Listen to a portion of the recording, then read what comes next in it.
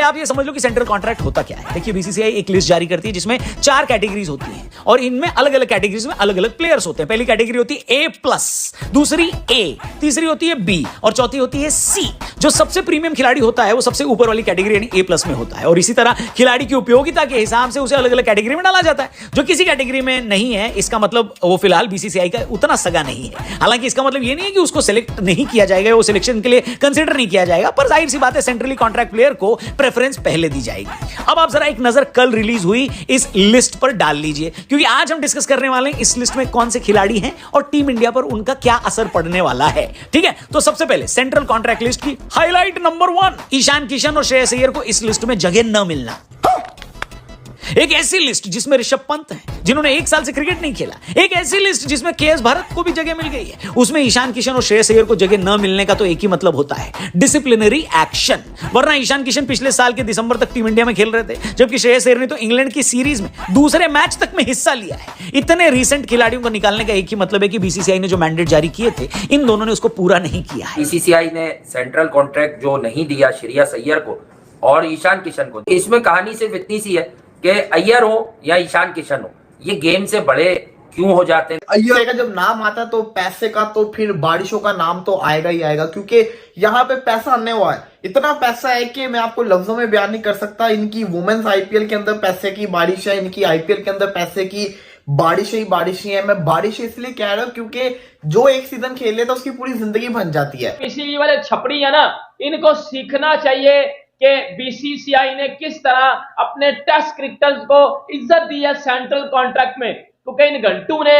हमेशा से पर्ची प्लेयरों को सेंट्रल कॉन्ट्रैक्ट दिया है। और हमारा तो सेंट्रल कॉन्ट्रैक्ट भाईजान इतना ही होता है ना, जितना रणजी ट्रॉफी में किसी बार में जो है बाहर बैठे 12th मैन को पैसे मिलते हैं ना, उतने हमारे इधर सेंट्रल कॉन्ट्रैक्ट में एक कैटेगरी के प्लेयर्स को पैसे मिलते हैं। हम पैसे का मामले में आपको पता है पैसे ही बड़े नीचे हैं। बीसीसीआई ने सेंट्रल कॉन्ट्रैक्ट्स के अपने खिलाड़ियों के नाम कर दिए अनाउंस।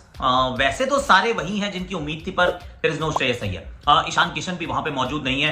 यूजी चहल का नाम भी उस सूची से हटा दिया गया है। There is no Deepak Chahar, Cheteshwar Pujara भी नहीं है। कुछ लोग नीचे आए हैं, कुछ लोग ऊपर की तरफ भी प्रमोट हुए हैं। बीसीसीआई सेंट्रल कॉन्ट्रैक्ट अनाउंस किए हैं यार, हैरान कर दिया मुझे कि 1 साल के लिए खबर आ रही है शामी इंजर्ड है।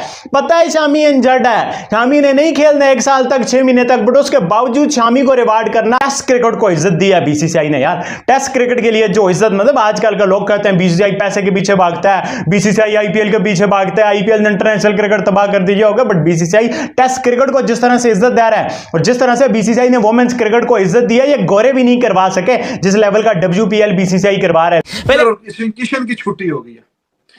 अय्यर और ईशान किशन अब उन प्लेयर्स में से नहीं है कि जिनको इंडिया सेंट्रल कॉन्ट्रैक्ट दिया हुआ है, यानी जिनको आप समझे कि मंथली सैलरी मिलती है। बीसीसीआई क्या बोर्ड है, क्या कमाल का बोर्ड है। प्यार जिस तरह से अपने प्लेयरों को करता है और साथ छड़ी भी रखी हुई है। जबरदस्त किस्म का फैसला है बीसीसीआई का। ये जो 2 प्लेयर्स को खासतौर पे जो उनके सेंट्रल कॉन्ट्रैक्ट को उनको सेंट्रल कॉन्ट्रैक्ट से रिमूव किया गया है, ईशान किशन और श्रेयस अय्यर को। देखिए ये एक मैसेज देता है सभी प्लेयर्स को कि no one is bigger than the game, यानी गेम से बड़ा कोई नहीं है।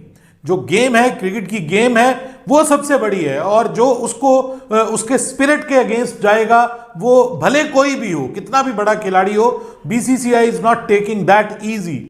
बीसीसीआई में बैठे हुए टॉप मैनेजमेंट के लोग यानी रॉजर बिनी, जयशाह और अदर्स, मे बी इसमें राहुल द्रविड़ का भी रोल हो, मे बी रोहित शर्मा का भी रोल हो, हू नोस। कप्तान और कोच भी आम होता है जो नेशनल टीम का होता है।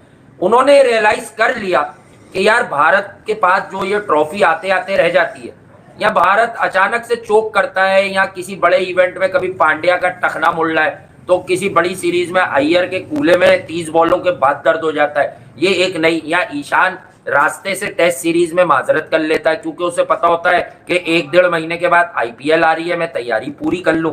तो भाईजान ये वाले बोल बच्चन बीसीसीआई ने तकरीबन कर दिए हैं खत्म। तो ईशान किशन जो कह रहे थे कि मैं अपनी मेंटल हेल्थ की वजह से खेल नहीं सकता, तो बीसीसीआई ने कहा कि हम अपनी मेंटल हेल्थ की वजह से आपको सेंट्रल कॉन्ट्रैक्ट भी नहीं देंगे। एक तो श्रेयस अय्यर और दूसरे थे आपके ईशान किशन, दोनों के ऊपर अगर आप देखो तो उनका एटीट्यूड बड़ा नॉन सीरियस नजर आया था और बीसीसीआई इस बात में बड़ी माहिर है कि वो फिर पनिश करती है ऐसे प्लेयर्स को, और ईशान किशन को भी पनिश किया, श्रेयस अय्यर को भी पनिश किया। उनका मानना यह था कि जब आप इंटरनेशनल टीम के लिए सिलेक्ट नहीं हुए तो आपको डोमेस्टिक खेलना पड़ेगा और डोमेस्टिक को हम इंपॉर्टेंस देते हैं। और अगर आप नहीं दोगे तो फिर महाना जो करोड़ों की बारिश होती है आपके ऊपर नहीं होगी। क्या जो पाकिस्तानी प्लेयर्स की सैलरी निकाली थी उन्होंने भी बड़ी ज्यादा रखी थी, लेकिन इंडिया ने जितनी सैलरी कर दी है ना, इसका तो लेवल ही कोई और है। पिछले साल का ये वो खिलाड़ी जो इस साल लिस्ट का हिस्सा नहीं है। इनमें से 2 नाम तो हमने आपको बता दी जिन पर डिसिप्लिनरी एक्शन लिया गया है, लेकिन बाकी हैं चेतेश्वर पुजारा और उमेश यादव, शिखर धवन, यजुवेंद्र चहल और दीपक हुड्डा को जगह न मिलने का मतलब ये है भाई साहब कि एक तरीके से ये भी मान लो कि अब टीम इंडिया में उनके नाम पर सोच विचार नहीं किया जा रहा। उम्र के जिस पड़ाव पर उमेश यादव, शिखर धवन और पुजारा हैं, मुझे तो लगता है कि दोबारा कभी उनके नाम पर विचार होगा भी नहीं। हाँ, दीपक हुड्डा और चहल वापसी कर सकते हैं अगर डोमेस्टिक में बढ़िया प्रदर्शन उन्होंने किया तो, लेकिन उमेश यादव, शिखर धवन और पुजारा को अब आप शायद दोबारा कभी भारत के लिए खेलते न देखें, और सच पूछे तो ये काफी सैड बात है। हाईलाइट नंबर 3, नए खिलाड़ी जिनको इस लिस्ट में जगह मिली है, जिसमें ढेरों नाम है, रिंकू सिंह, तिलक वर्मा, शिवम दुबे, रवि बिश्नोई, प्रसिद्ध कृष्णा, रजत पाटीदार, इन सबको सी कैटेगरी में जगह मिली है। पर एक लड़का ऐसा भी है जिसने डायरेक्टली बी कैटेगरी में अपनी कॉन्ट्रैक्ट की शुरुआत करी है, वो है जायसवाल जी का लड़का यशस्वी। अपने छोटे से करियर में यशस्वी जायसवाल ने दिखा दिया है कि वो भारत के आने वाले सबसे यशस्वी बल्लेबाज बन सकते हैं, और बीसीसीआई को भी इस बात की भनक लग गई है, इसलिए उनका बाकी न्यूकमर से आगे डायरेक्टली बी कैटेगरी में उन्हें डाला गया है।